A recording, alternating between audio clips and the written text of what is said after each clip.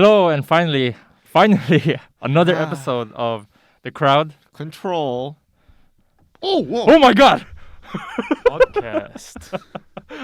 Man, that was, We didn't expect that to happen, right? yeah, where'd you come from? I don't know. I've just been in the toilet a long time, basically. Yeah. Oh, for like for like 3 months, All 2 the months. internships and stuff Yeah. was a lie. I just had a really bad toilet. Is it okay if I take Great. off my mask now? Yeah, I think we're probably quarantined here. Yeah, So, well, I mean- it's everything's safe, right? We can take Yeah. off our masks. Ooh. Oh, that feels much better. Oh yes. I believe our viewers also think that's much better because our voices were muffled by that. Yeah. So, I mean, I'm sure everyone knows what's going on in the world right now. What is going on with the I mean, world? if you don't know, there's a problem with you. I mean, it has delayed everything, sports, conferences, which we'll talk about later. Mm-hmm. But first, let's introduce ourselves. It's been quite a while since we've recorded an episode. So I'll be your moderator. My name is Dennis Lee.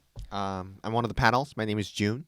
My name is Kevin, and welcome to the Crowd Control Podcast. And to welcome Kevin, let's hit the welcome music.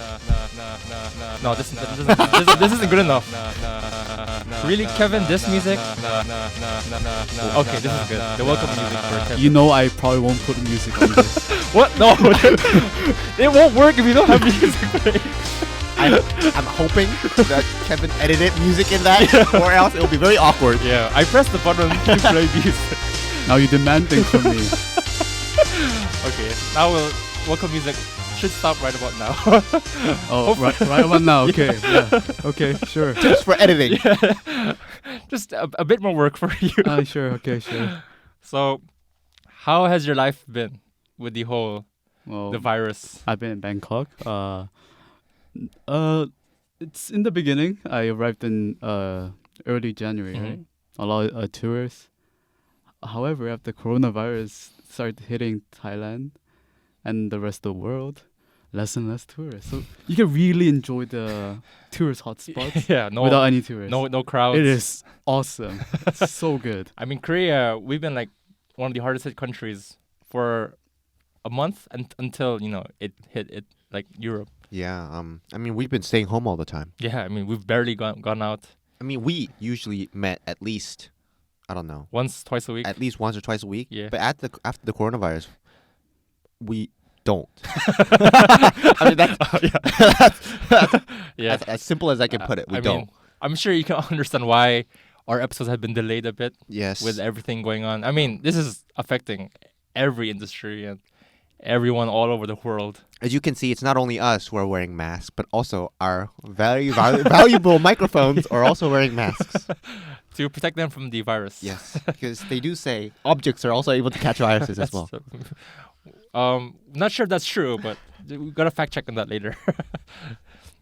So, because of the virus, unfortunately, we have to segue into a topic of discussion that's been going on the past week or so, which is that. Before that, you did see that there's like maybe a positive aspect of coronavirus for some people. Which Like is okay. Steam. It has Oh, seen the right. rise of like certain players. Yeah, I'm sure. I mean, it is a good time for gamers, is because as people stay home more often, you're going to be playing more games. I mean, for gamers, their lives don't change. They don't leave the house anymore, right? Yeah. They don't have a life. I mean, now they have an excuse. If your mother says, "Go out and play," say coronavirus. yeah, I have to stay inside. I have to stay indoors. and they can't say anything anymore. Yeah, they can't it's say like, anything. makes perfect sense. Yeah. But So- the true motto, gamers rise up, is now. Yeah, now basically. everyone can follow the gamer's lifestyle. Yeah. So power to you guys. Yeah, Power I mean, to like you what? guys. Steam has like the most users online Yeah. the past week or so. Past weekend. Yeah, It was. I think how many was it? Like how many million? some Some high number. absurdly huge number. Yeah, so I guess that's one positive news we can take from all these crazy. Let's this look at the craziness. positive aspects on our gaming side. Yeah, here. but unfortunately, not everything is positive. We did take some hits, and one hit is that one of the biggest gaming conventions of the year has been canceled. I mean, we did talk about what we're going to talk about last episode of podcast, but a little bit differently. Yeah, because I mean, last time we didn't know it was going to get canceled. Right. We Yeah, just we thought, just talked about Jeff Keighley yeah, leaving not coming to yeah, E3, for and the like first time in 25 years. we kind of talked about how E3 was changing a Yeah. little bit, but now Now we won't know how much it changed. we won't even know. We have to wait until next year. Yeah, because E3 2020 is completely canceled. Whoa! Sirens. Oh wow! Now there's so many sound effects. Remember to add that, Kevin. Siren again. This is fun. Yeah. This Maybe is I'll fun. make that the sound effect. Of sirens. And then there's like dubsteps that stuff. Yeah. going on there. It's just like dubstep music playing. Whenever you want to bully Kevin, now we just add random things into our podcast. Yeah. Siren. So E3 2020 canceled. Oh, by the way, the siren should stop now. Yeah. I It probably should I'll stop like just 10 highlight seconds all ago. these parts that you just tell me what to do. It'll make it a lot more entertaining for the listeners. So anyway, back to the topic at hand. I mean, it's not surprising, is it, that E3 is canceled? No, I mean most gatherings have been canceled. Yeah, I mean, like the NBA has been suspended. I mean you've been very sad about that. There's nothing for me to watch anymore. Like MLB suspended, NHL suspended, F1 Grand Prix are all being canceled and suspended. But once again, stay at home. Netflix. So for the viewers, Netflix. Steam. Yeah. Yeah, Netflix. Movies have been getting delayed. What? Fast and Furious. Was it 9? Is it? Well, what is it? 8, 10? Mulan also got Yeah, delayed. Mulan got delayed. Oh, Mulan. Hua Mulan. My love. Say something for the Chinese viewers out there who are looking forward to the Mulan release in Chinese. 多等会儿. It kind of means just wait a little more. Okay. So, our lives have been upended by this virus. Yes. But to be honest, I kind of like it. Whoa. Okay, whoa. Hot take. Hot take. Very controversial take right here. Siren.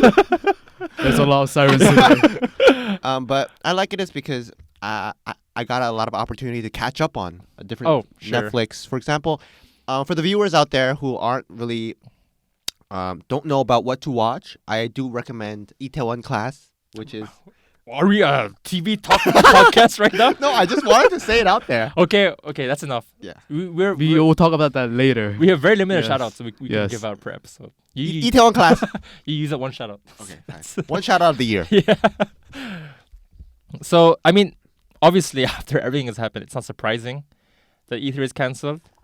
But it feels like reality is like hitting. You know, it's setting in right now. I mean, we've been talking about how E3 has been changing Mm-hmm. for the worse, not for the better. Yeah.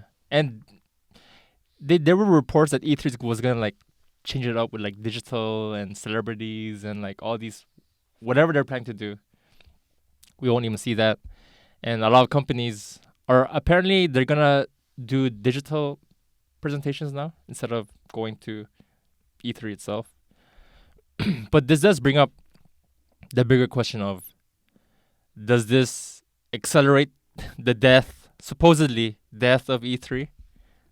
Or maybe it's like a time for them to just step back and try to reorganize things and see what's right. wrong. When I hear you say that, it kind of reminds me of digital and physical games. There is a difference. There is a very big difference.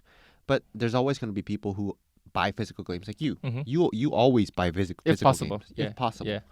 Even though it's more expensive, But like, yeah, $10 more expensive. which does pile up. It does. I mean, technically, you buy 10 physical games and I It's- buy 10 digital games. it's like Shimon. It's like, oh, not well, my Korean came out. That's $100 of difference. Yeah. Which technically, I can buy another AAA game. Yeah, that's true. And to me, shout out to Humble Bundle.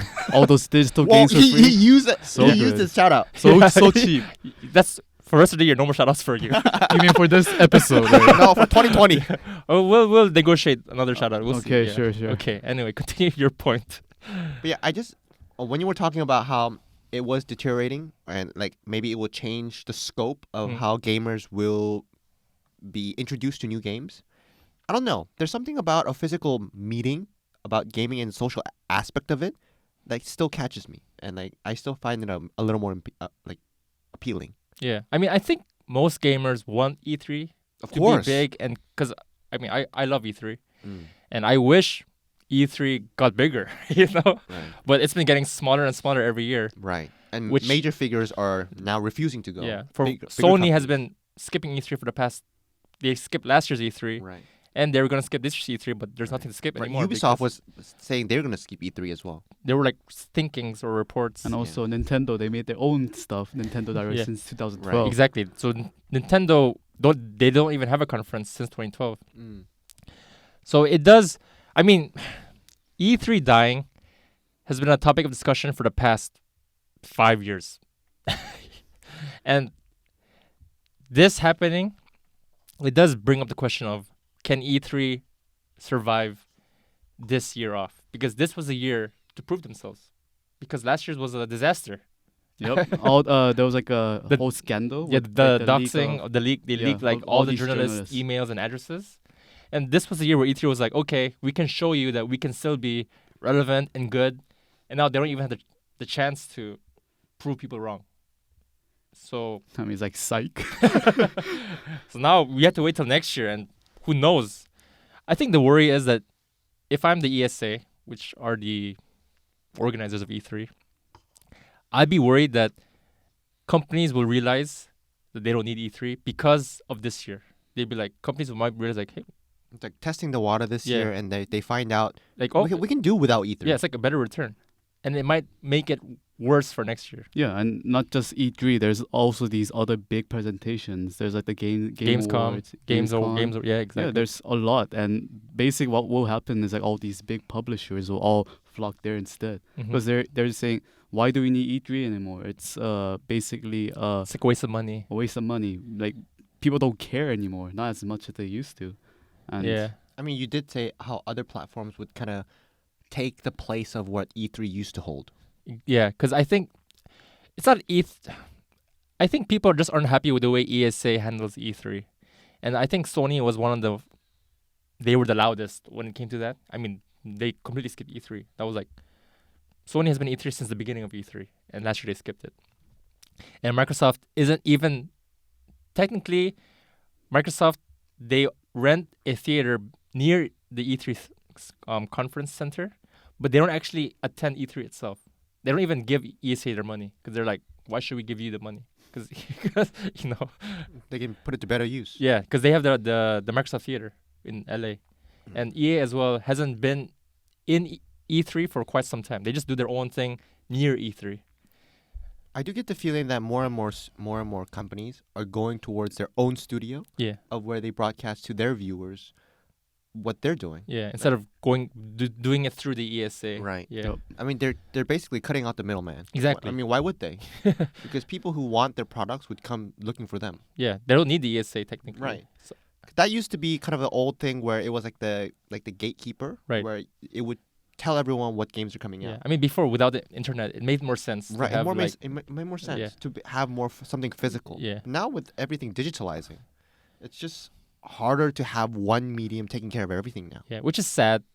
It is. It's like it's an unfortunate side effect of Maybe, but with this gap coming up, maybe that's gonna introduce something new yeah. that we haven't thought about. Maybe maybe things could get better. Who knows? Right. Yeah, it's gonna bring like a change the whole presentation, and maybe just not just E3, but all these other like Uh-huh. a big games presentations that we are used to. Basically, they might change things up. They're Yeah. like, okay, the coronavirus just showed us something new here. But how should we change our traditional everyday Yeah. games panel and just make it just appealing for the Mhm. modern audience now? I mean, technically, if it's all digital, it's more convenient for us because it's easier to access. Right. We don't have to like fly all the way to Oh yeah. The LA. States. Yeah. I mean, I would love to. Well, it's in my bucket list. Yeah. It used to be in my bucket. I don't know if it still is because we don't know if E3 it's will gonna be survive. around.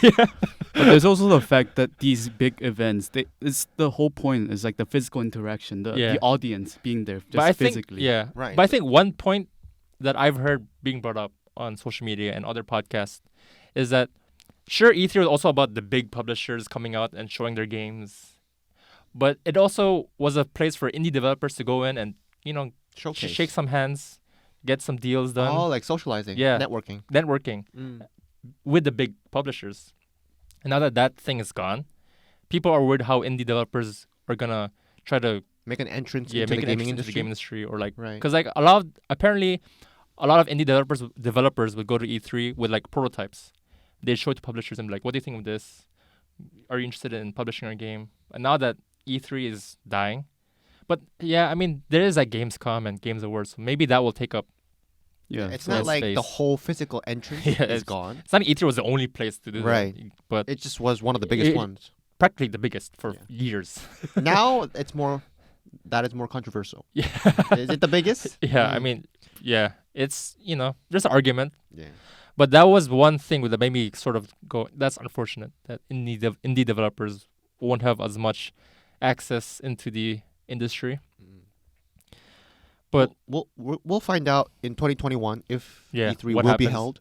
I think E3 will still be held 2021. It just wouldn't have as big of an impact. Yeah, which is what I think. Or like we said that maybe they'll take a different take, Mhm. like They might- incentivize yeah. the publishers to come here. They'll be like, okay, we'll just give you guys something back. Yeah, because I think a lot of the problem with E3 as well is publishers don't see as much of a return anymore because of the internet. Like there's no I mean, reason. times are changing. Yeah, before because there was no internet, you had to go there and showcase products and games, but now Twitter and YouTube and whatever. I mean, I do understand their point of view. Yeah, Yeah, I mean, E3 has been around for a long time, 25 years. and their ways haven't changed while the world around them was changing. Exactly. So, some old things will die out while new things do emerge. Mhm. Yeah, because like I just love the shared experience of E3. You know Oh, how yeah, of everyone like course. watching the same thing together. Yeah, I mean that's the whole thing where you just. I would have loved if that was in Korea right now, even with amidst the coronavirus, I would still go. Yeah. It's And this is because- how the coronavirus spreads. I'm Please sorry. do not do this. at home. PSA and us. But it's just that feeling of being amongst your fellow Yeah, gamers, the excitement, and like when you're watching like a game show like on the the screen, the conference. everyone is like silent, like Yeah. that silence, and then the occasional like woo, you know those like Yeah. rude people like quiet down, but like and then like people like clapping afterwards and like the hype, Yeah. man, that's kind of like what I want to experience. But unfortunately, I mean, we'll see. It could still happen. I mean, I did experience a little bit of that when I went to like a baseball stadium. Yeah. But that's Yeah, I mean that's like a different feeling. a different feeling. But yeah, I mean, but I think one surprising news that came out of this cancellation was that we found out that Warner Bros. Games were planning to do their own presentation, which is surprising because they don't do their own presentations. They don't do their own conferences. And I think their report was they're going to announce a new Batman game, a new Harry Potter game. Oh, I'm not really into it. And then, because when you say Warner Bros, first things that come to mind for everyone is like Bugs Bunny, you know, the movies. the obvious one. Yeah. I mean, Warner Bros. They published Witcher. Yeah. But it's not like something like the everyday person would think of, you know? Yeah, and they're also gonna announce the new game by Rocksteady, who made the Arkham series, and I heard Arkham City is extremely amazing. yeah, the Arkham series from Arkham Asylum, Arkham City, It was Arkham actually Knight. free a few weeks ago on Epic's Game Store. Yeah, that's true. On Christmas, I think it was. Early I got it. Christmas. Did you guys get it? The collected trilogy for free. Yeah, I got it. Me too. I got it for free. Yeah. And we'll see what the plans are. I think that as time goes by, each publisher will announce their own schedule. They'll be like, okay, July whatever will be our digital Mhm. presentation, whatever, and then we can react to those and we'll report on those as they come up. But we'll see how the companies sort of Kind of pan out. pan out throughout the year because it's unprecedented. This has never happened. Right. I think it's unprecedented for every industry. It's like- Because I feel like the coronavirus is just bringing like a change to like Yeah. every industry. yeah, So there has to be a change by next Mhm. year.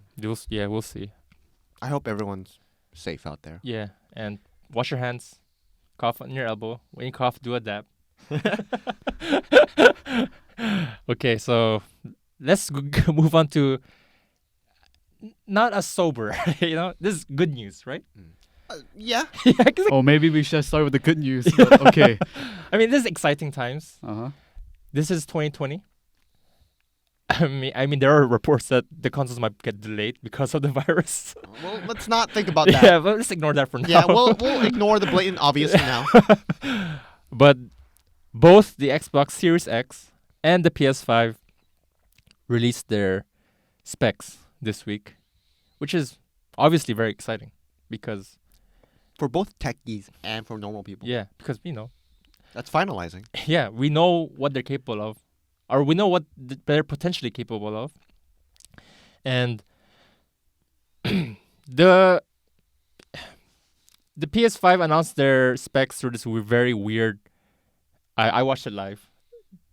GDC got canceled, which is the Game Developer Conference, and that's very techy, very it's for developers basically. It's not for like consumers. Right. Mm-hmm. And they had a presentation. It was very dry and technical, and I watched it and I was like, I mean, 80%. that's usually. Yeah, 80% of things I didn't understand what they were saying. I was like, what does this mean? I mean, people who watch that are usually Yeah, into those specs Yeah. kind of thing. and they're developers who be into those stuff. Right. I don't develop games. I wouldn't know what to do with that. Yeah. But thankfully, there are articles that sort of Explain explain things. to a more Yeah, the common Joe Yeah. language. Just the layman's yeah, make it term, more digestible basically. for people like us who have no idea how Yeah. any of these work. Yeah. But I think one thing that we can all sort of think is that now that the specs are being released, now maybe soon we'll see the games, and we still haven't seen the PS5's like Gameless. form factor, like how it looks. Mm-hmm. We don't know how it looks like yet. Mhm. But what do you think is interesting about the PS5 or the Xbox One X? Not, my apologies, Xbox Series X specs. Anything that stands out? It looks like a fridge.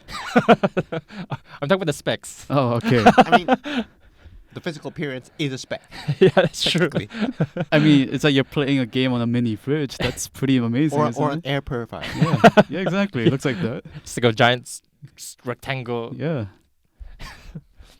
Oh, But- okay. So I guess to me, I think it's like instead of the specs, I thought the physical appearance like something really different from what usually Xbox goes for, and I Mhm. just really found it intriguing. I was like, okay, wow, this actually looks pretty slick, pretty new and modern. Yeah, I mean, the design I think is it's decent, right?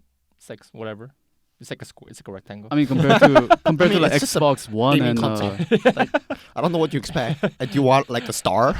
yeah, I mean, but compared to Xbox One and Xbox 360, I Yeah. say it's like a definite upgrade yeah. in the physical appearance. Okay, wise. so let me get into the nitty gritty of the specs, and this might get very dry for a lot of people. So I'm gonna just gloss through it. Yeah, you gloss know? through. We're Just not gonna gloss tell I you just every little highlight, thing. just highlight the best Yeah, because parts if about he it. does, I'll probably fall asleep. And like not even I understand what any of this means.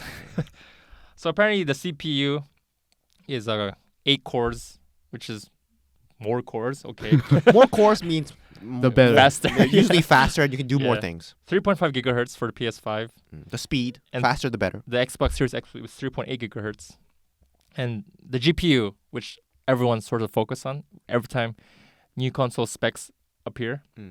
So the PS5 has like 10.2 teraflops, which is quite a big bump from the PS4. Because I think the PS4 had like 1 or 2 teraflops, so 5 times more. Mm.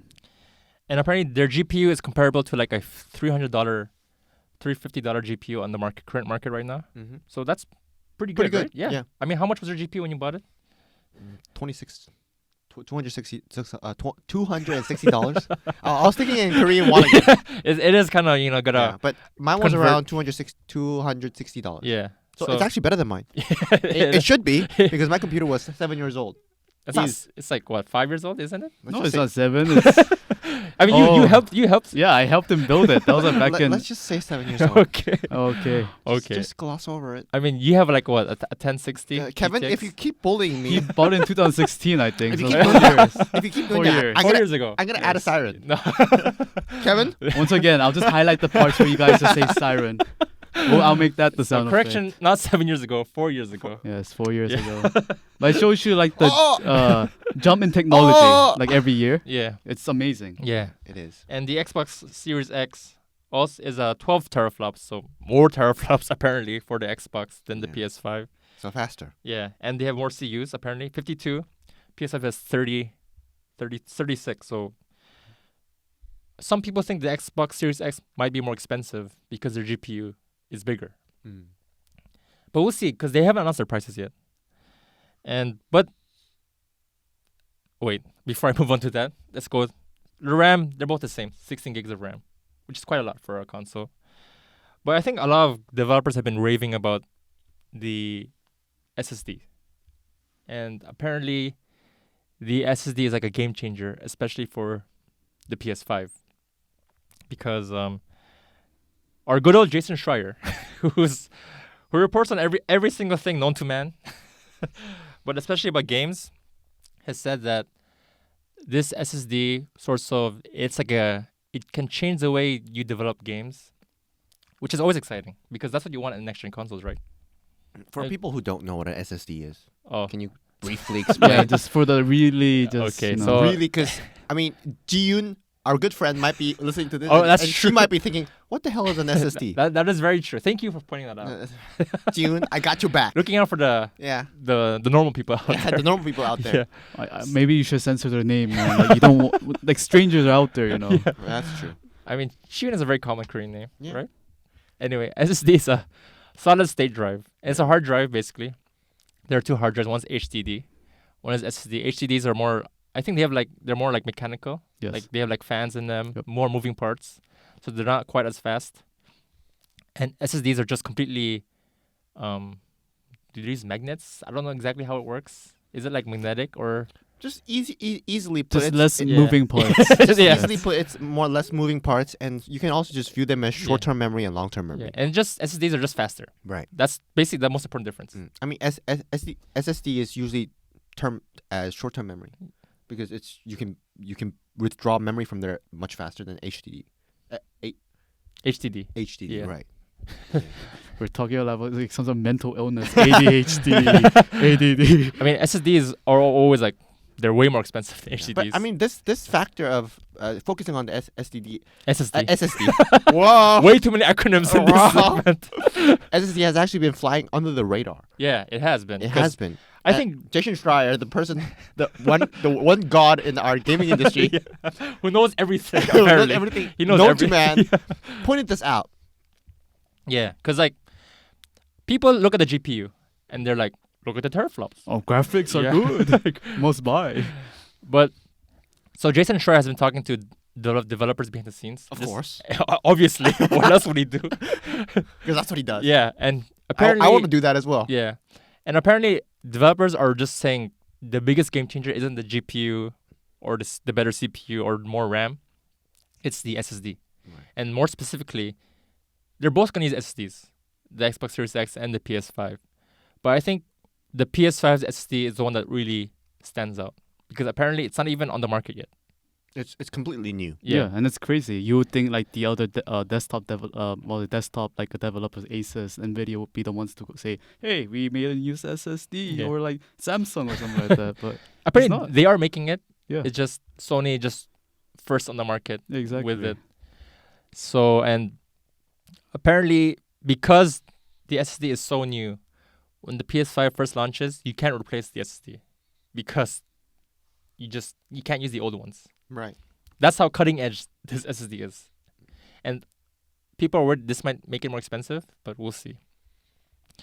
But apparently, because of this SSD, I think third-party games won't have much of a difference, right? Because Of course, because they have to both be available for not only PS5 but also other yeah, consoles for the Yep. Xbox like as well. Xbox. So you can't really optimize the use for PS5 because, Right. or else it wouldn't work on the But it Mhm. will affect some games. yeah For example, like exclusive. exclusives. Right. That's what PlayStation is known for, right? I mean, you buy PlayStation not for the common games, but you buy it for the exclusives because PS5 is PlayStation games are known for their exclusives. Yeah, I mean God of War. Right. And the thing about it is that PlayStation games, they don't even come to PC. Hence the exclusiveness. Yeah, I mean, we all I mean, wish. we talked about the last episode, Horizon Zero Dawn, Yeah. coming out this year June Yeah. on the PC. Which came out like 3 yeah. years ago, was Yeah. it? 4 years ago. people don't even talk about Horizon Zero Dawn anymore. Now it's finally coming to PC. Some people think the reason why they're putting it on PC is because Horizon 2 is gonna get announced soon. Ah. So they want to like it's like a way of marketing. Okay. Like Getting the interest. yeah, like putting it back in people's minds. Like you remember Horizon? Yeah. 5 years ago? Remember Yeah, that? Remember this game? Just keep in mind, just Because the sequel's coming out. yeah. So and I think this also helps PC gamers because when most PC games are multi-platform, right? So practically every PC game is available on the PS4 and the Xbox One. But because the PS5 and the Xbox Series X, they only have SSDs. So that means the baseline is set. Mm-hmm. You can assume every single console will have SSD, so you can develop a game optimized for SSDs. So, but that would mean like if you have a HDD, you can't play games. The desktop people, they're all crying. They all have to right now. upgrade to SSDs now, which is, I mean, maybe it's a good excuse to upgrade your hardware. exactly. So, But it is sad. It's like you meet all the requirements except you have a HDD. You're like, oh, what? Man, I gotta buy an SSD Yeah. now. so for all you PC gamers out there, buy an SSD before the end of the year because I mean, you still got 7 months. yeah, 8 months, 7 months, whatever to get an SSD, because that's gonna be the new baseline now. Hopefully. Yeah, Hopefully not. like no one's gonna make with HDDs in mind now because why would they? It would just drag the quality of games back, right? So a lot of PC gamers are actually happy that consoles have finally decided to put SSDs as their main memory. Does this appeal for you as you never had a console before other than the Switch, which I is mean, like a I am a multi-platform gamer now because of my Switch. yeah I mean, unlike you, I'm a plebeian. I'm a multi-platform gamer too. yeah mobile and PC. I have a classic Game Boy. I also have my smartphone. yeah you play Cookie Run. Yeah, like that's Oh my like I have a God, Cookie desktop Run. as well. For those of you who don't know Cookie Yeah. Run, Cookie Run is like this game, It's like a runner. runner I game. will save Yeah. this for later. We Okay, can talk okay. about this later. Okay. Are you gonna do a game impression on Cookie Run? No, no we'll spoilers, See. no We'll see. We'll spoilers. Oh see. my god! I was a little worried. He's Yeah. like, I play Cookie Run. But for you, is this exciting for you hearing these news about the PS5? Yes, it's because I do want to buy PS5. I mean, I've been introduced to that, Yeah. but by you. I'm not really a big console player, but I'm a little excited about PS5 is because I just feel like there's gonna be such a big vision and Mhm. like a game-breaking thing that will come out in the PS5, and I Yeah. believe my experience is gonna be like the pinnacle of the top Mhm. in the gaming industry when I buy a PS5. Yeah. So something that I think might even go over the games that I experience on computer, Yeah. which is hard It is. because I'm more suited for a keyboard and mouse. Yeah. I like keyboard and mouse. It's more comfortable. I mean WASD. Yeah, we're used to- WASD. If you look at my keyboard, the WASD is not there. it's gone. It's gone. It's blurred because I use Yeah. it too much. But yeah, I'm really looking forward to it. I do hope that my money's not gonna be wasted. I mean, hopefully by then you'll be working, Right. so you'll have some disposable income available. And the good thing is it's backward compatible, which means Exactly. I'll be able to play all the games I wanted to play for the last 2-3 years that you've been talking about exclusives. Yeah, PS4 came out 2013, so the past 6 years. Yeah. So I'm happy about that. Yeah, and apparently this is quote unquote. I'm like paraphrasing, but this is like a groundbreaking technological advancement in consoles gaming since the last 20 years. Is this SSD? Right. I've heard that. So Yeah. I think it would enhance our gaming experience so much that I'm actually not sure what to expect. Yeah, me too. Like before when this news came out, I was just like, yeah, better graphics. Yeah, and that's what I thought as yeah. well. Better graphics, much faster that engine. It's like whatever, you It's know. like the same like- pattern over Yeah. and over right. again. It's basically like a renew yeah, version. like just like a like a reforge. not a evolution, just like right. it's a reiteration of what Right. we're used to, right? But I guess this is another step. Yeah, exactly. It's Yeah, another the step. standard has been risen. Mhm. So Right. now it's like you have to go at this standard to have a quality game Mhm, now. exactly. When you ask me what I expect, I don't know what to expect. And it makes it more exciting. It does. It's because I don't know what to expect. But at the same time, I'm a little afraid. Is because when I expect something so much like this, Then you get disappointed. I get disappointed. Expectation always comes hand in hand with disappointment. Yeah, unless Unless it actually meets that expectation. then that's amazing, right. Then that's when customer satisfaction goes through the roof. Exactly. And that's what you want in the marketing. I think marketing is like you want to raise expectations, but not too much. It's like Yeah, if you overhype it too much. I think a good example would be a game called No Man's Sky. yeah, exactly. And So, also Fallout 76. yeah, yeah, that's the double-edged sword of marketing. You know, It's like everything's new. it's like the marketing is just basically like suiciding themselves. That's you the know? buku. Games are amazing. It's like actually really great. Everything's really beautiful. No bugs. And the development team's like, no, please don't stop saying that. No. We need at least 2 more years. nope, just here, right here. No, it's amazing. but it is. My expectations are actually raised now. Like I didn't I didn't expect this to happen. Cause like when I heard the SSD, I was like, okay, sure. I guess faster loading times was what I expected, But based on what developers are saying, because I mean we don't know anything about developing, so we just follow what they say. Because I'm assuming they know more than us of what this means. I hope they do. Yeah, I mean, that's the hope. that's right? the hope. Yeah, and if they're raving about it and saying this is the biggest advancement in 20 years, then it does increase the hype. I do wonder if PS5 is gonna actually be compatible with VR. Oh, it is. It is. Yeah. Okay. I mean, it should be. I mean, has because to. at home I do have a VR device that I got. Oh, for but free. you have to buy the PSVR. Yes. I mean, I do have a. I mean, I'm just saying I do have a. Uh-huh. Didn't you sell it? No, I didn't. Oh, you didn't? I kept it as because I thought I might use it. Oh, you never know. They're a hoarder. Classic hoarder mentality. Yeah.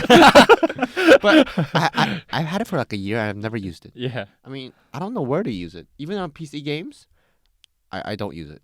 Can Well, you use? Is it compatible for PC? It is compatible. Oh, it is compatible. Okay. It is compatible. It's just I don't play VR games. I mean, the Alex project is coming. The game is coming. Yeah, out. Half-Life Alex. Yeah, I mean it's coming out, but for now, all the games that are in VR, it looks so unrealistic that I don't want to play it. Yeah.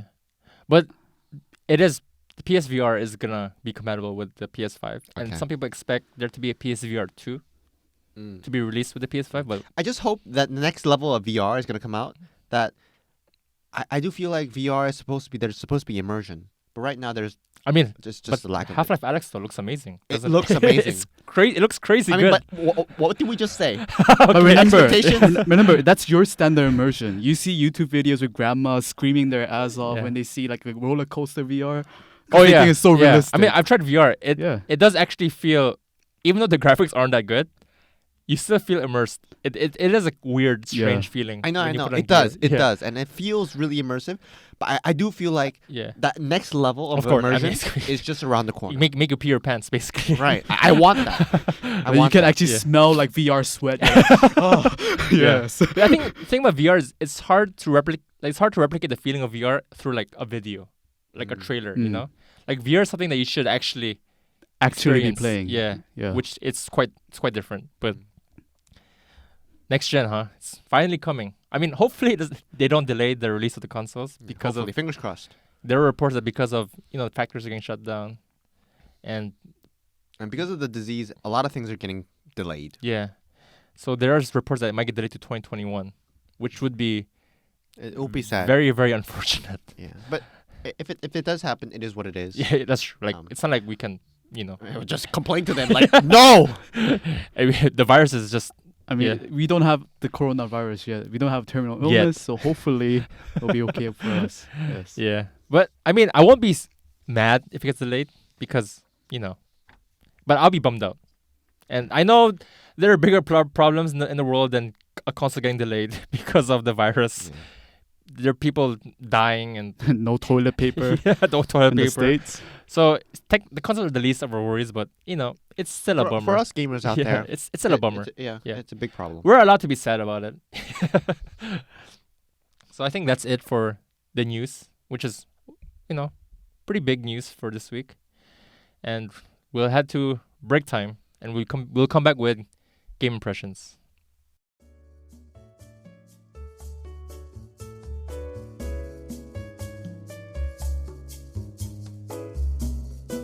And we're back from our very productive break time. That was a very good respite. It was like what, 3 hour break, was it? Yeah. Oh yes. You would never know. For you, it's like what, 10 seconds? So now let's back to talking about good old games. games. The game impression. Yeah, it's been a while since we talked about just games we've been playing the past. How long has I it mean, been? we've been busy. We've Yeah. been busy, being productive. Yeah, with life, and the virus as well, Right. Yeah. So, who's gonna go first? I'll go Oh, me. first. Okay. Okay. I Because- mean, it's his first episode. I mean, I have my long toilet break. So I think maybe I should Exactly. go first. Yeah. Okay. Okay. So lately what I've been- game have you brought? I've been playing. All right. Thank you for that game. Now, can I go? I've been Can I go? talking It's my turn. about basically. I've been playing the Outer Worlds by Okay. The developers by the Obsidian. Yeah, Entertainment. Obsidian. Yeah. Right. They're Outer known Worlds. for Mhm. their games like what was it, Fallout New Vegas, One of my favorite games. like Tyranny. Mhm. One of my favorite and- games. Was what, it? what are the other games by Obsidian again? South Park. Oh really? Yeah, South Park was maybe Obsidian as well. The which one? The stick of the Stick of Truth? Yeah, Stick of Truth was it? Oh yes, Yeah. I actually played like all of them so far. And The Outer Worlds does not disappoint. Truly, like Obsidian Entertainment is something else. Like the Outer Worlds is basically, you can just think of it as Fallout New Vegas, just Fallout in space. Like you just create a character, and then you just go out there. Basically, you can choose your stats. Like, are you gonna be dumb? Are you gonna be smart? So you just stack on certain stats Why first. would you want to be dumb? Because it gives good dialogue options, Oh, okay. which I think Obsidian Okay. Entertainment is Yeah. known for. Mm-hmm. So I basically just chose like a highly intellectual character so I can stack up on experience, and I just been doing a solo run because usually I think what they want for the Outer Worlds is that it's like also a companion orientated, Mm-hmm. so they want you to have a companion. But so far throughout this my entire playthrough, they're saying like, "Oh, can I follow you?" I say no. Every time, like, no. I go alone. But bonds though, you gotta No, bring they the always bonds. offer. They're like, "Hey, I would like to follow you to the mission." Like, no, I'm going alone. You're a lone wolf. Yeah. Because there's actually like stats that if you have no companions, you get actually like more damage and stuff as well. So I just said, yeah, just go solo. I don't want any dialogue options. Let's just see where this goes. And I just been playing, and what I've been doing is like kind of trying to be a hero, but not being a hero at the same time. How was the gunplay though? Does it feel good to shoot a gun or? I say it's pretty fluid. Like the melee and the range combat is pretty good, and the AI too. They don't just stay there like a dumb bunch of AIs. They try to flank you, and they try to outmaneuver you once in a while. So but there's some oomph to the guns. It feels like Some of them, okay. not all of them, but some of them, and it's been pretty fun. I don't think I have much to say about it because in the end, it's a game you have to play by yourself. It's like something I cannot really fully hype up for you to really just play it. But it's like something you have to watch the trailer for, the playthrough, and then you'll say, huh, this is a game that isn't long in duration-wise. So the entire playthrough is like the campaign itself, right? The single player is not that long. But there is a lot of depth if you just like go outside your so-called linear playthrough. And there's so much style options that you can keep on playing over and over, and you'll just discover something new. Because the thing I heard about Outer Worlds. Outer Worlds. Outer Worlds. I'm sorry. Yeah. Outer Worlds. Outer Worlds is another game. Yeah, that's another game. I always get those two confused. Common mistake for rookies, but I'm not a rookie. Of course. Just for console peasants. He's as green can be. But I've heard that one of the sort of really good things about the game is that the characters are really well written and they're apparently really like interesting and Yeah, fun. definitely. And But you chose to just ignore them, right? the companions. Yeah. The companions. Yeah. Because that is the selling point of the game. that was yeah, the yeah. It's like But he basically just didn't do the selling point. He just did it by himself. because apparently like one of the things like each companion they react to your actions. Yeah, or what everything. you do. And like Like real people. yeah, so like sometimes they would disagree with what you did. Sometimes they would like offer suggestions on what to do. And I think it's for me it's a bit petty. You know why? There's no romance option. You know, it's like you want to be really intimate. there's with no your- romance options. Yeah, there's none. Oh, really? None. Wow. Yeah. So mean, I was like, a game no. has romance, Yeah. romance options. Gotta get those waifus. Yeah. Whoa. What? It could go both ways. Yeah, husband those waifus and whatever. Okay. But you didn't mention husbandos. I mean, a good example is Skyrim. Like Lydia, you can kind of like just take Lydia. yeah, your first companion. Lydia. Yeah, Lydia. Okay, right? yeah, Lydia. yeah. Yeah. Are you watching? Yeah, and there's also what else was there? Oh yeah, Fallout 4. There's also companions there as well. Yeah. And New Vegas. Yeah, New Vegas. But New Vegas had no romance options either, so a bit sad there. Yeah, it's a bit petty for but me. you can still do the sex in New Vegas, right? Yeah, it's yeah, with implied. like robots and but it stuff. just doesn't feel real. It just doesn't feel Yeah. real, Robots. you I know. wonder how that goes. I don't know. They're advanced. Maybe in the setting. future we'll find out. Yeah. Oh, but besides that, I think I'll just talk for a short about this one. What? Bannerlord's gonna come out. It's by Paradox Mhm. Interactive, right? Mhm. Are they publishing it? Bannerlord's 2, right?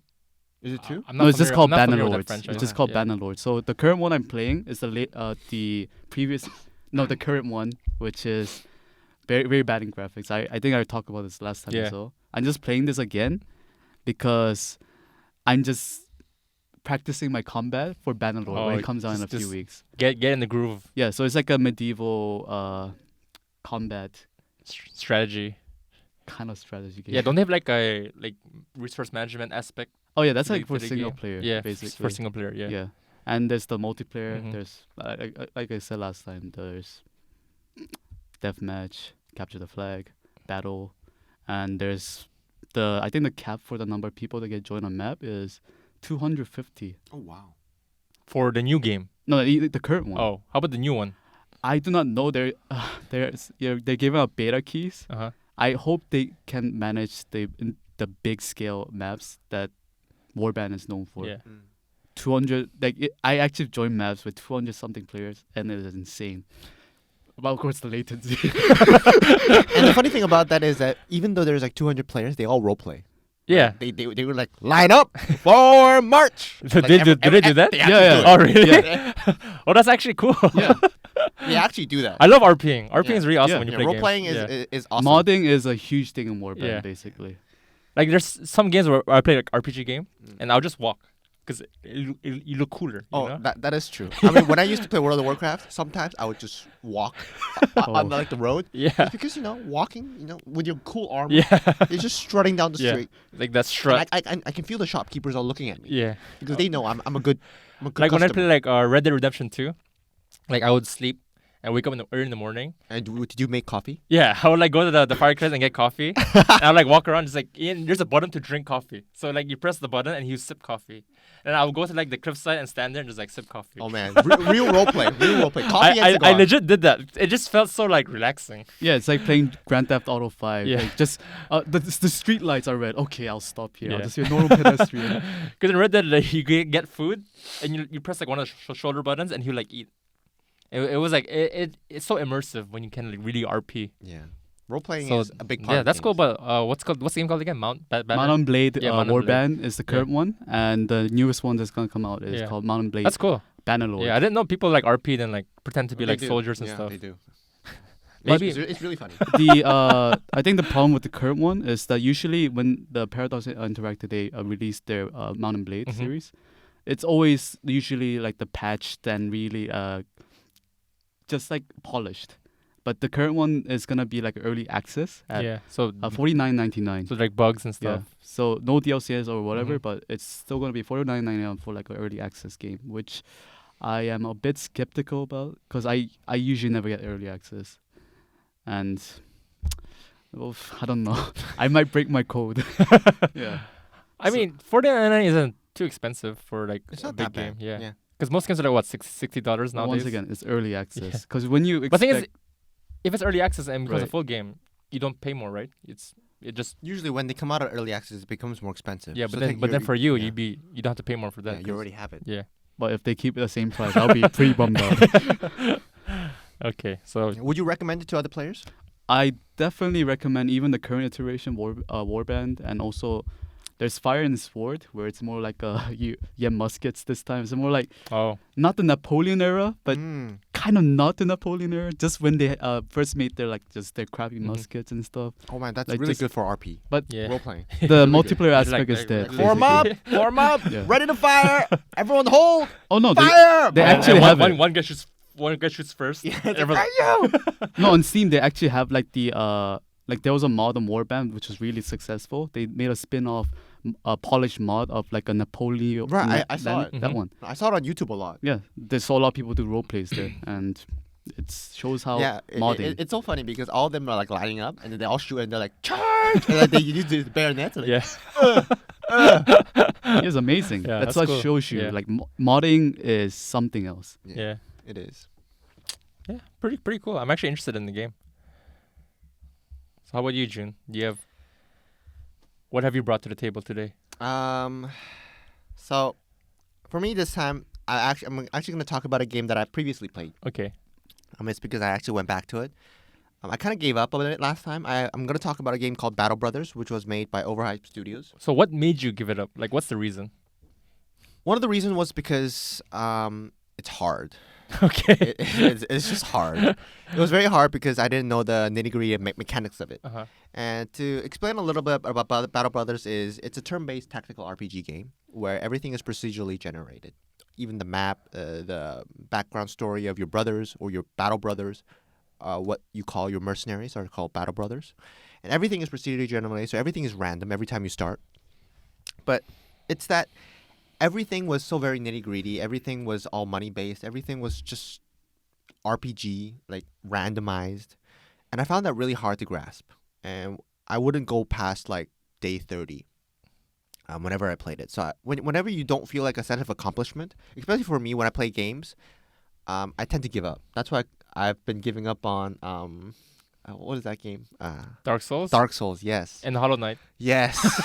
I mean, which I- are both very I incredible reach games. a point where I'm like, no, not anymore. It's No like more death. They just like bitch slap you. Yeah, I mean, there comes a point where when you're playing a game to play a game, or they're like, I play a game to rest and like enjoy. Yeah. But Dark Souls, Battle Brothers, and like Hollow Knight was basically just slapping me all over the place. But the sense of accomplishment though when you finally beat it, it's Yeah, like, but that's after you beat it. yeah, the drug you get addicted to it. Yeah, but that's after you beat it. Yeah, exactly. I haven't beaten it. So there's no sense of accomplishment. I've just been being beaten. But back to Battle Brothers. Okay. I was just frustrated by how much money you need to like everyday income of paying your Battle Brothers, managing your food, managing the distance, managing what contracts to take and what contracts not to take. But I found the charm in that it was very realistic. And I've talked about this game before in that it was very realistic in that when you're a mercenary, you don't know if you're gonna live to see the tomorrow. Yeah. And that's what this game is all about. It's that even on the tips on the loading screens, it says losing is fun. And I'm like, losing is not fun because I always save and load, not to lose. Yeah. It's propaganda. It is. But in this game, I find myself losing people. It's because losing is part of the fun. And what I really like about this game now is that butt clenching feeling when the enemy shoots like a crossbow at one of my guys. And I know it's up to the computer and the RNG Yeah. if he lives to see tomorrow or die on this battlefield. And sometimes one of the Battle Brothers, I've had a Battle Brother in the past 3 days that I played. He basically died 3 times on the battlefield. Like his name is called Wendell. And Wendell was a farmer, but he joined my mercenary battle because I hired him in one of the camps.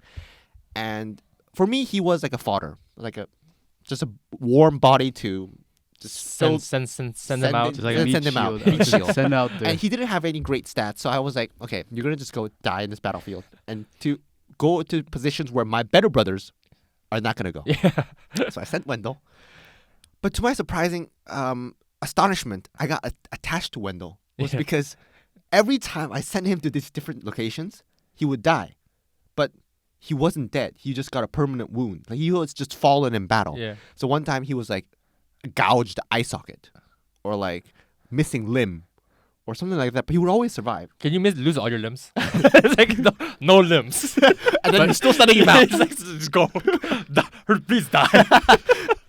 to the point where I got very sorry for him. Yeah. It was because he just wouldn't die. That's how much he loved you. The loyalty. But it's just the game got so much deeper now that I understand Mhm. how to manage my money. You can't, as a mercenary band, you can't just earn money just by fighting. You have to do a little bit of trading. There's a whole industry within the game itself where if the trading routes are being raided, the towns are going to have inflated prices. Prices go up, yeah. So Right. You Because that's it's when being you, raided yeah. because there's low supply. But at the same time, if the places are being raided, you can actually bring goods into the town and you can sell them for a higher price. So technically, you're able to have this trading thing as a sub income. So I learned that through this playthrough was that you can't just be doing mercenary work, but you have to do also trading work. Yeah, so you can manipulate the prices, right? So you can Right. raid like trade routes. Right, you Yeah. can. You can. I found out I can also raid caravans, Mhm. and you can also do like different immoral things within the game that might affect the prices as well. And also, I've also found that you can actually get really good gear within the game because, of course, your mercenary bands need swords, daggers, knives, and I found out there were legendary items. I didn't know about that because I would die before day 30. Yeah. But now I'm Yeah. at day 173. Oh, okay. And now I'm getting heroic equipment, which I never knew existed in the game itself. Yeah. So whenever I get like this heroic equipment, I'm like, oh my god, this is so good. This is so worth it. Just equip a Wendell, like all his missing limbs, replace it with the heroic It's gear. like I a gave- sword leg. It's like, I gave him a medallion. yeah. And there's something I love I about just know who's your longest tenured mercenary? How many days? right now.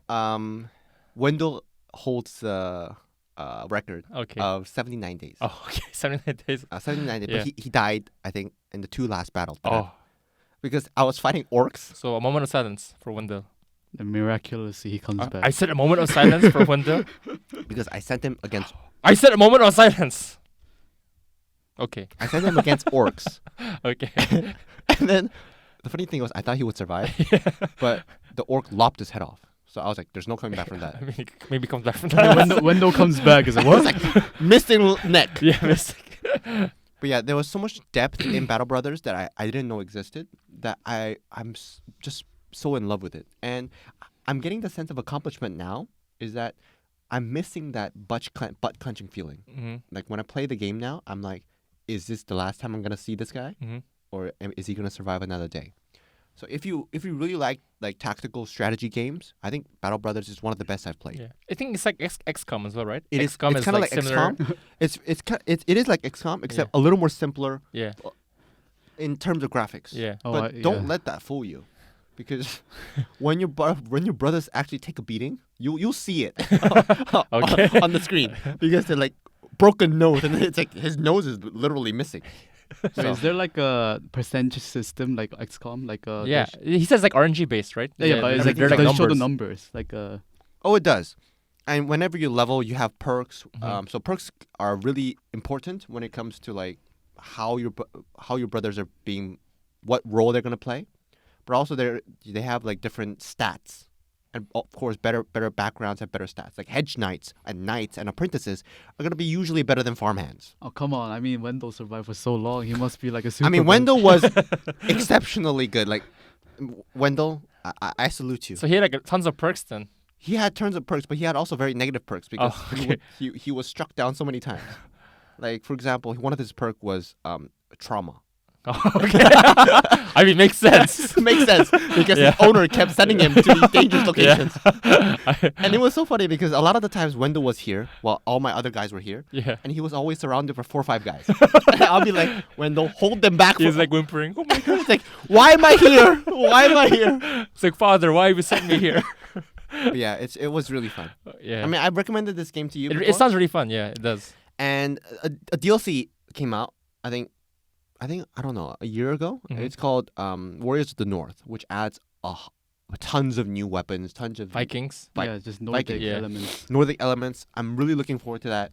I think there's gonna be a new DLC coming out soon. I think about like some desert locations with more weapons, Maybe more like people. Arabic setting, whatever. That's what I heard. Yeah. Like saviors. Yeah. So I'm looking forward to that. So if you're looking for a game to play at home, chilling, Battle Brothers. Yeah. I just get so stressed out when I play like games like Battle Brothers or like XCOM, because I don't like losing people, and it always stresses me out so much. Oh, me too. Yeah.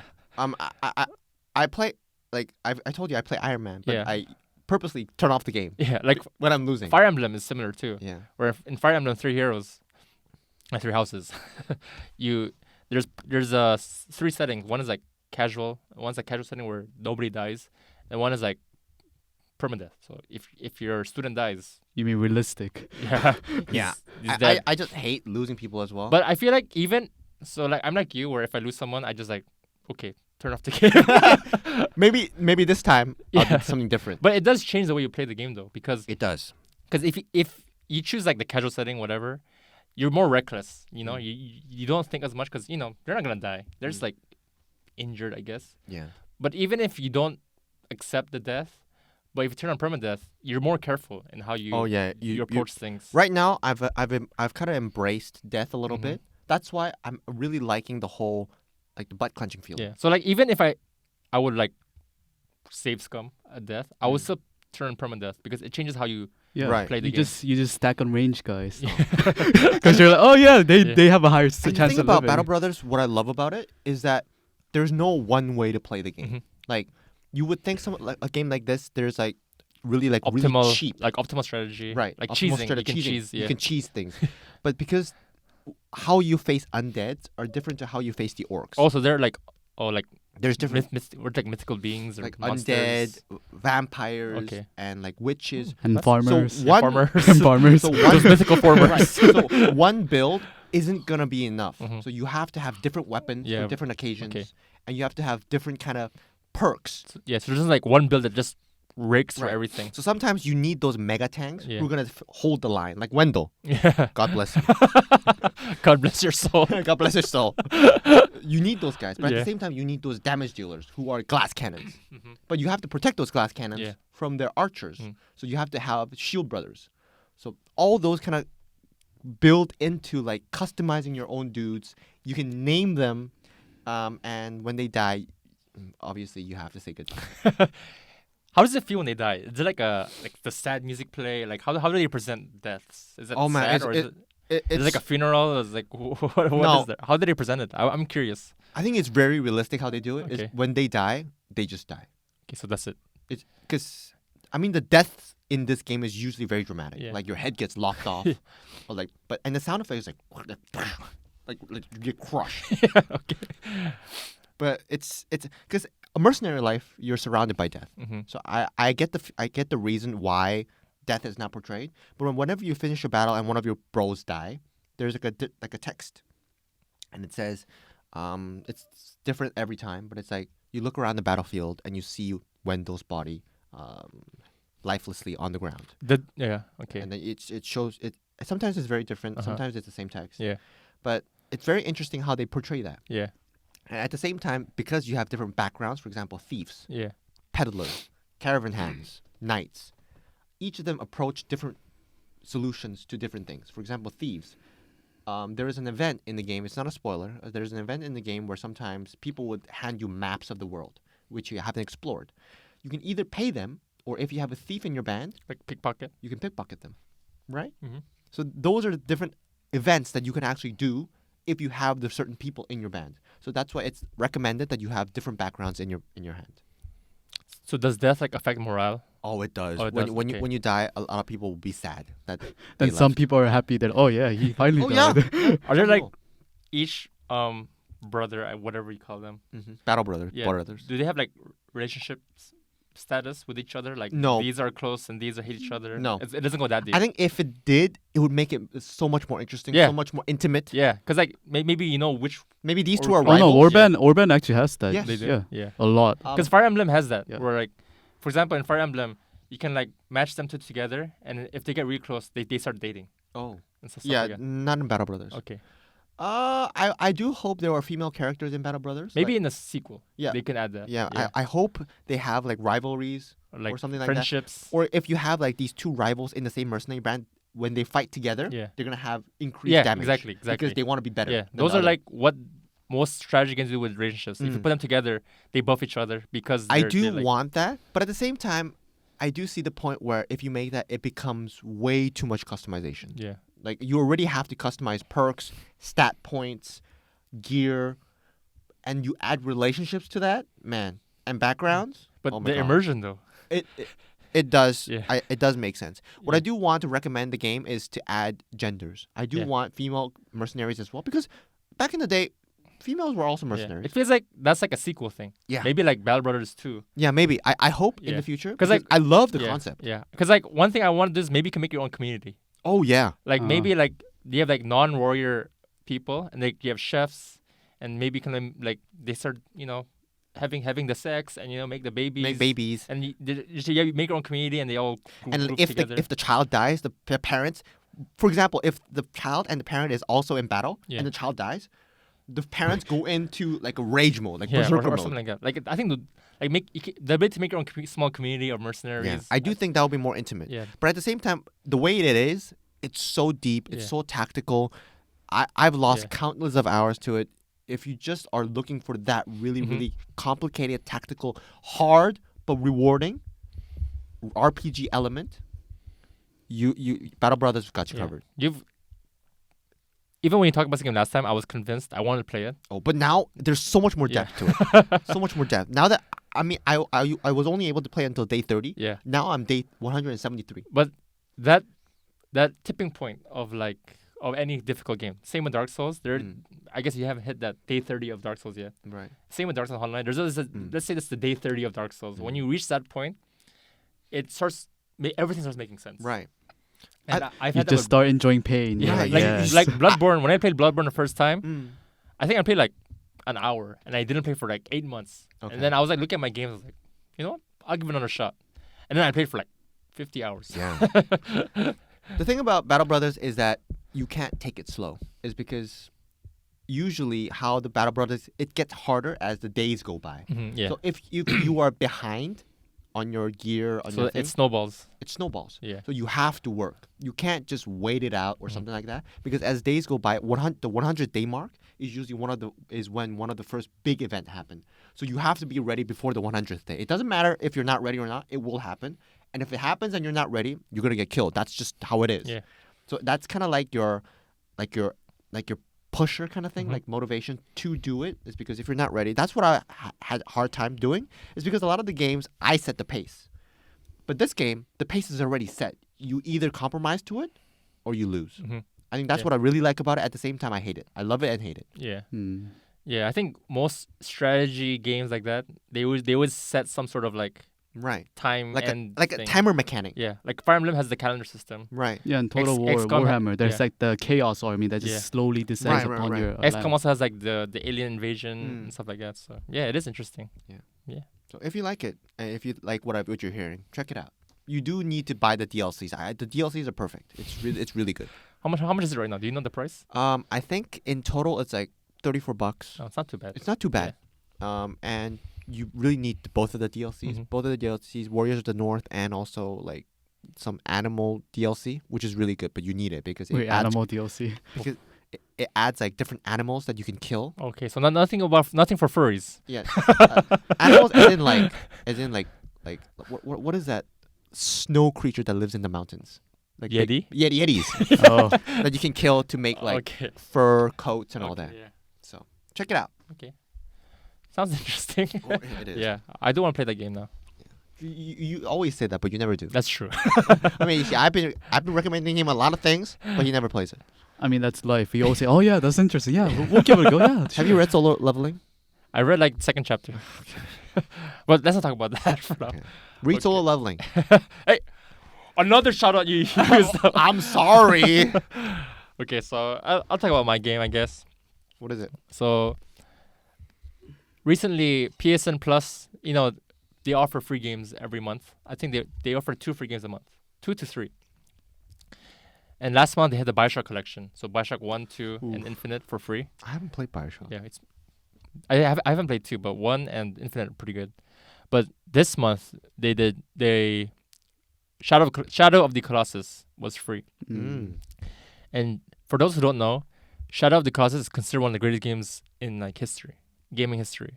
It came out for the PS2 2004, Okay. 3ish. Fact check. Yeah, around there. I hope something We'll pops just up say, here. Yeah, we'll just say 2000 to 2005. Yeah, around there. Make it Yeah. safe. Kevin will add like a pop up. No, or it could be corrections next episode. Yeah. Anyway, so that game came out in the PS2 days, but they made a remake of it. So the graphics are like present day. Like revamp. So Yeah. just a remake. It's not a remaster. Or Yeah, it's a anything. remake. It's not a Okay. remaster. So they remade the game. They added they made the graphics way better, and I think they added like more collectibles. But I don't really care about the collectibles. It's whatever. Collectibles are always good. Yeah. I'm a hoarder mentality. Yeah, but like I feel like there are games that are good for collectibles.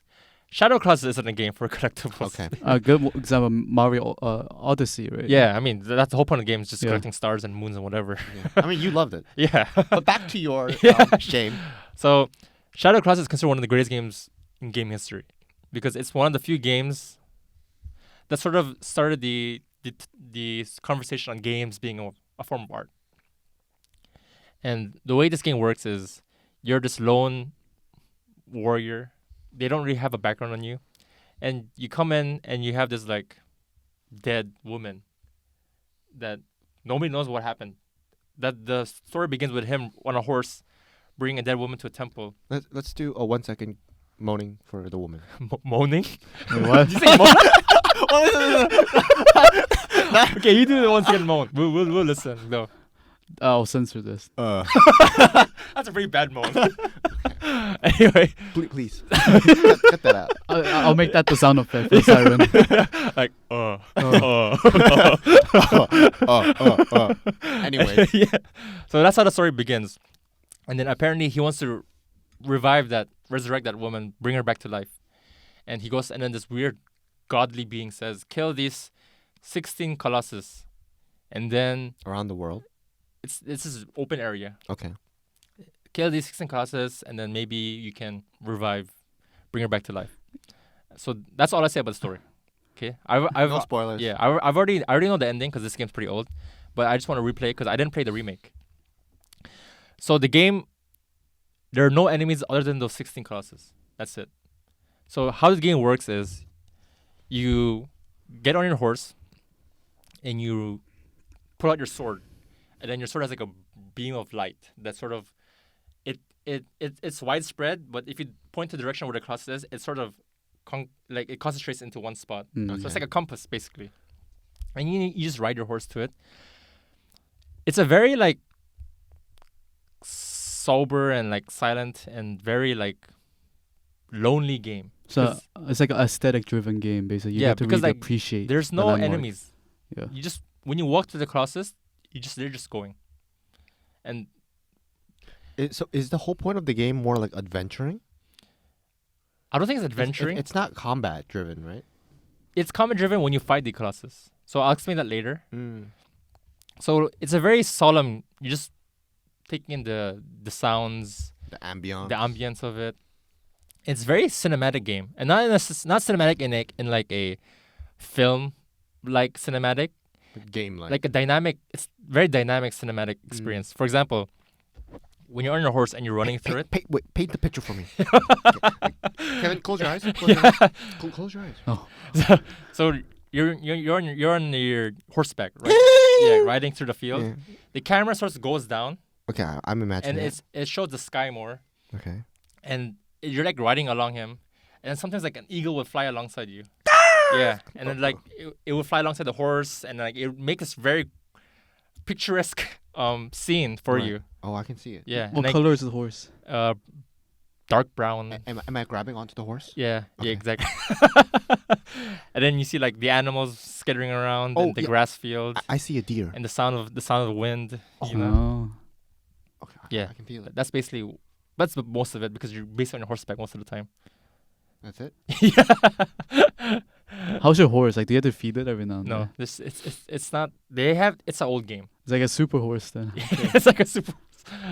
So it's very cinematic. The camera angles they use make it so cinematic. So it feels like so picturesque how they set everything up. Right. And then you go through it, and then let's go through a cliff, and you see your first Colossus, and they're huge, like 50 feet tall, giant creatures.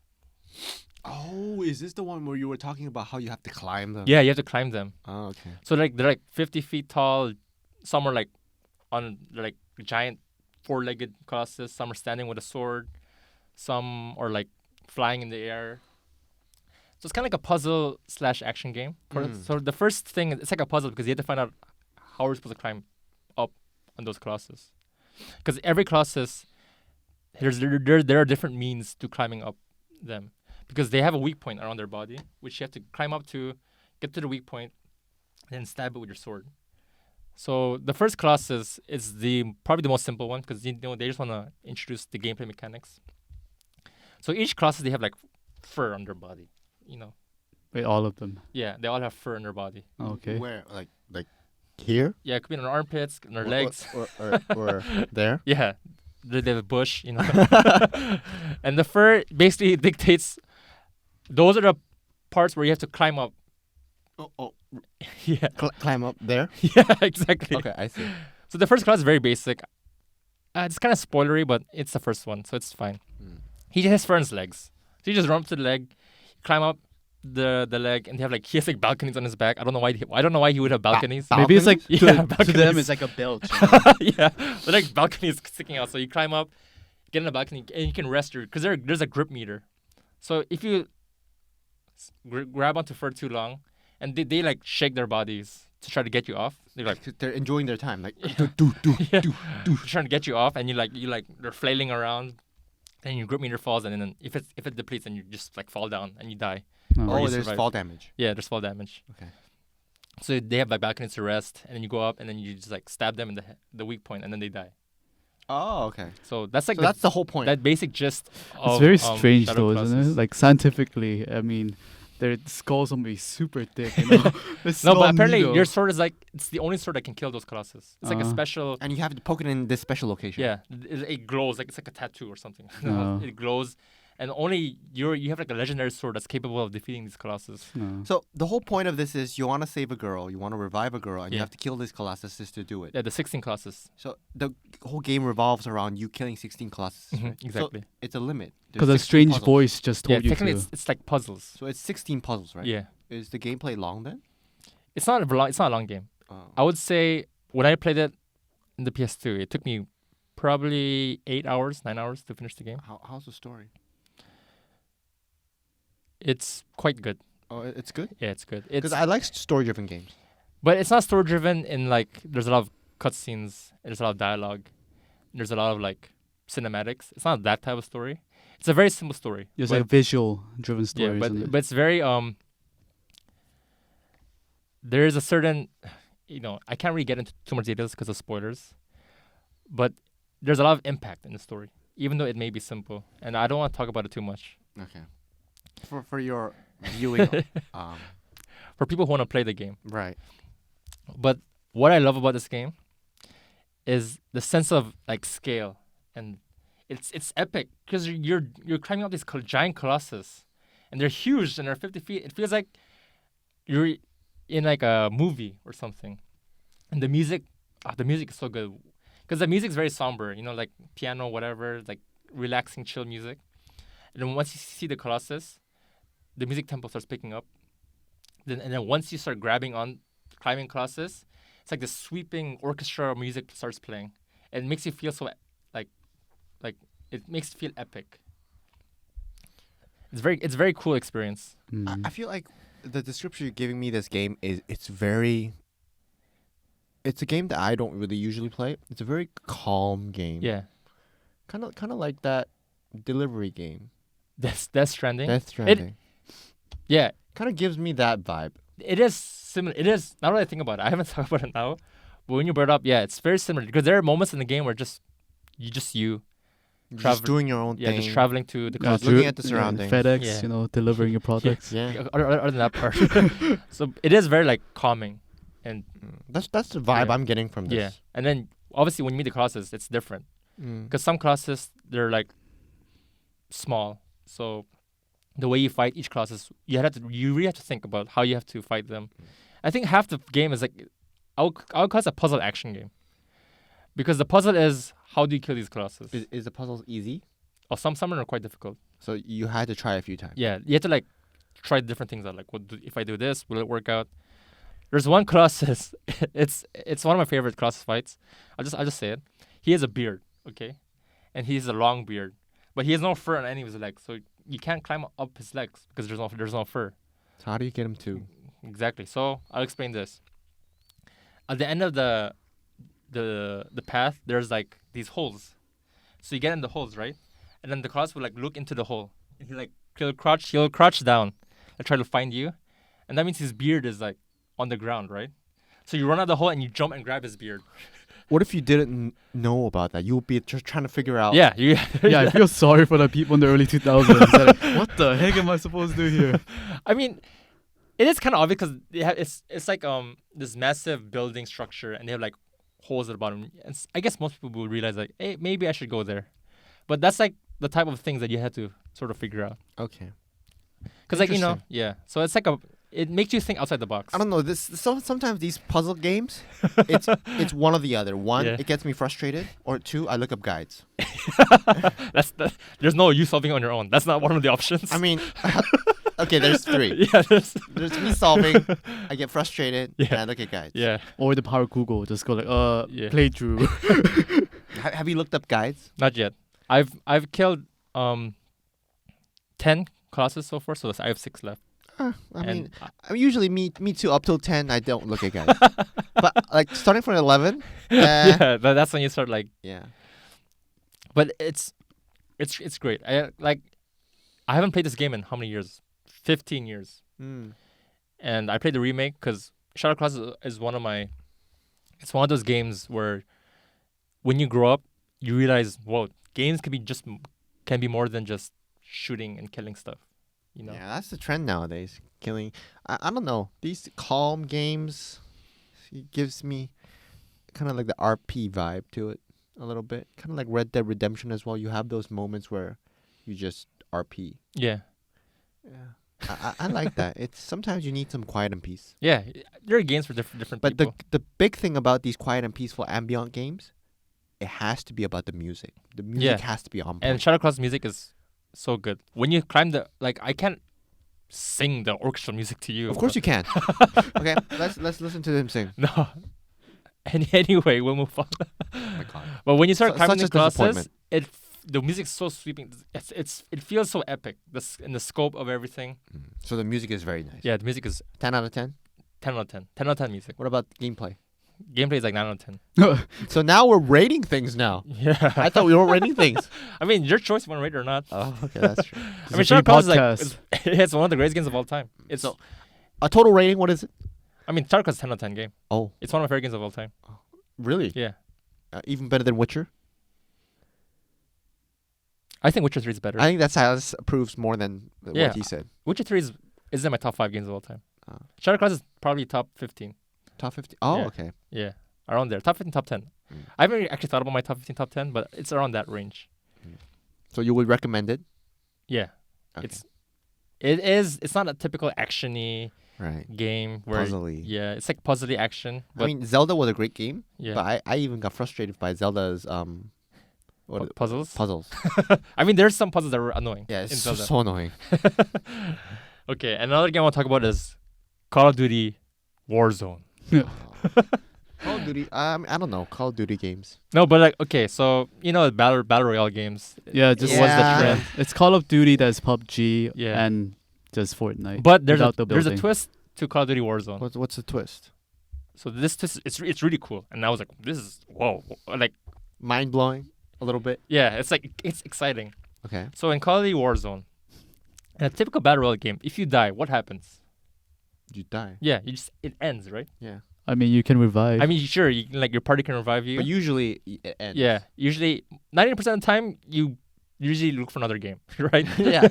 You exit the game and you go to the lobby and you search out another game. Oh, yeah. So with Warzone, if you die, you get sent to the gulag. What? Just, like, shoveling dirt out of So the nowhere. gulag is like a prison. Okay, so let me set. But you died. Yeah, so I guess you technically didn't die. I don't know how to explain it, but so when you die, there's this cutscene that plays of people dragging you into like driving into a prison, and they drag you down this hallway and they throw you into this like prison. Is it prison always the cell. same cinematic? Yeah, it's always the same cinematic. Right. You should have put more budget into that. Yeah, so they throw you in this prison cell, and then you get out, and they put you through this one-on-one battle with another one who died. Oh, So if you win, it's like a limbo, yeah, basically. you get back. You're back into the game. Okay. But And it's strange, isn't it? Like It's- someone shot you through the head, and I mean, just go to gulag. It's like oh, what? let's ignore the logistics of it for now. so you get sent to this prison where it's kind of like The an gulag. arena.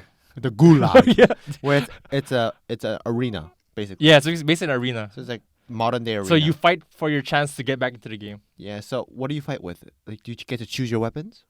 No, they just give you the weapons, and you fight with other people who've died. So no, the so winner, what weapons do you get? Like I- the dirt on the floor. no, you get like shovel. assault rifle and like claymores and stuff. And so two people who died fight each other for the chance to get back into the game. So the people who actually win have an advantage because they actually go back and they can actually play for their team again. Yeah. Is it like capture the flag or What do you mean? like is the whole theme centered around capture the flag? no, it's no. Battle Royale. Yes. Battle Royale. Last man standing. Oh, okay. So you can even if you die, you can always try to go back. Yeah, because of the gulag. Oh. So you can always aim for first place if you keep winning the gulag. Wait, so where do you spawn when you get out the gulag though? Do you spawn out nowhere or like where's a designated location for this? There's a designated location. What about the gear? I mean, and usually in PUBG you have to have gear. Yeah, so it's like you lose all your gear, obviously. When you come out of the gulag. Yeah. But I just found it's like a twist to the battle royale game. Yeah, it It's is. just really I've never interesting. heard of that before. It's exciting, cause like you get nervous, like okay, I have to, kill this dude so I can get back to my team, and it just adds more excitement. Cause battle royale games are, they're getting stale now. It's like whatever you get number 1, you get top 10, whatever. But this twist to it makes it more interesting, and it's free, so maybe you guys can try it too. Yeah. Oh, it's pretty huge. I saw the size. It's like 100 gigabyte plus, right? Isn't it? Oh, is it that big? Yeah. I On mean, my PS4, it's like 30 gigabytes. on our PCs. Cause I play on the PS4, Oh. but it's cross-platform. So if you guys play on PC, I can play with you. Yeah, with your console. Yeah, with my console. Yeah, that's gonna be horrible. 'Cause my keyboard and mouse will definitely beat yours. I mean, we're gonna be the same team, right? Thing is, I No, would but just say, hey, I- can you go out there first? So we'll just stay behind. Yeah. I want to fight you in the gulag. The gulag. I'll meet you at the gulag. And obviously, Call of Duty, their gunplay is like top-notch gunplay. Of course. Yeah, like you can't go around with Call of Duty gunplay. Yeah. Everything. A lot of people just buy Call of Duty is because it's It feels good. Yeah. To play the game.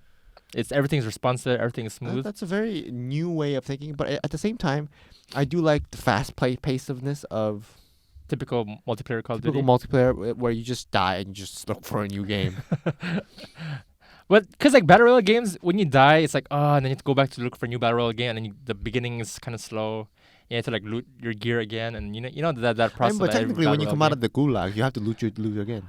yeah, but at least you're like top 30 instead of like 100. Oh, okay, that's true. So it is. Mm. And also, know? I saw like the players on one single map is like 100 plus. Yeah, it's like 120 or something like that. Yeah, that's quite a Yeah, quite a bit. it's It has the same effect of the whole shrinking. yeah, thing. the shrink, the map shrinks. and then- What is the excuse of the shrink this time?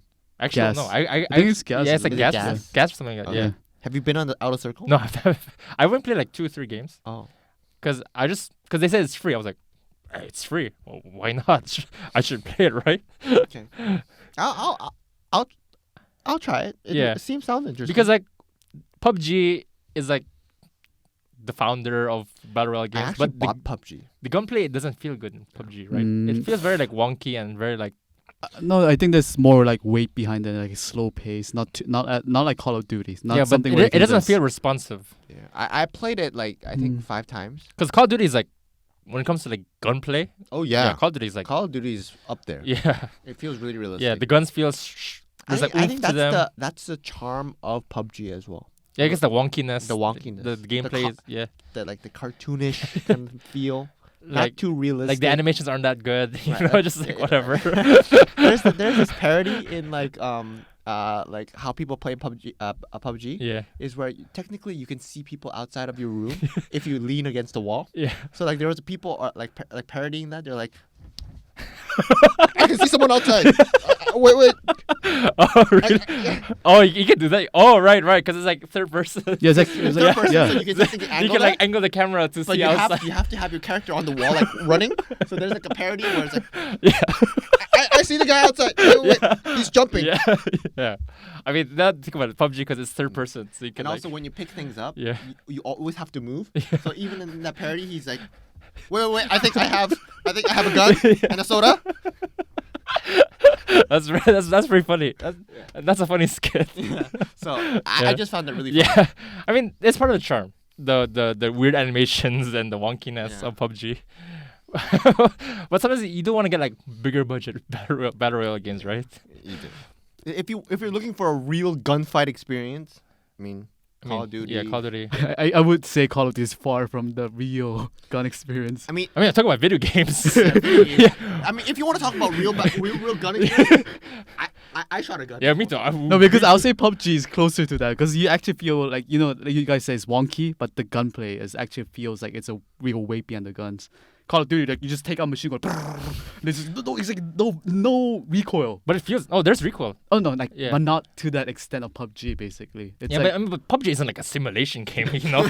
It's not like there's a. I can see them. because you cannot really 360 no scope in like PUBG. Oh, Kinda you can. You can Yeah, kind of. there are people who do that. But in Call of Duty, you can just like, oh, it's like, oh shit. But it feels. But I think when you play video games, you want things to feel responsive, and you know that's the most important for any multiplayer game. When you die, you want to die because of your skills, not because of weird wonky stuff that happens. Any game, Yeah. you find ways around it. Yeah, but some games are like less. The chance of that happening is yeah. It was. I mean, my first impressions were it was fun. Like it's. Do you do voice chat? No, I don't do voice chat for games. I don't want to talk. It's funny when I do voice chat sometimes, and I meet like this crowd of Chinese people. and you can talk in Chinese. Yeah, and I just fit in with them. Yeah. I'm like, hey, brothers. Yeah, ni hao ma. Brothers, China number one. China number Yeah, one. Xi Jinping, no, best guy. Wha- Yeah, I complimented him. He's the best, right? I'm gonna report the Chinese I government. said he's the best. Oh, okay. Okay, that'll be it for today. I mean, it's been a while since all three of us has been. I mean, we did a long episode today. Yeah. 1 hour and 30 minutes. Yeah. I mean, we told you last time we're gonna do 1 hour and 30 minutes. Yeah. So here you go. Our promise Yeah. fulfilled. Exactly. He said 1 hour 30 minutes, and we did exactly 1 hour 30 minutes. But exactly one. Yeah, 1 hour one 30 thing that is minutes. different for today is that we have the last word, Yeah, which was is him now. yeah. Kevin's turn Yeah. for the last word of the day. Last. So If you hit were- hit the if- music. Stay safe out there. I mean, there's the whole coronavirus thing, so just stay safe and just take care. Well, good PSA announcement. I mean, makes sense. Wash your hands. Nice. Okay, Thank you so much for stopping by. you bit of a stutter there. did I stutter? We'll see you next week. All right. Thank you.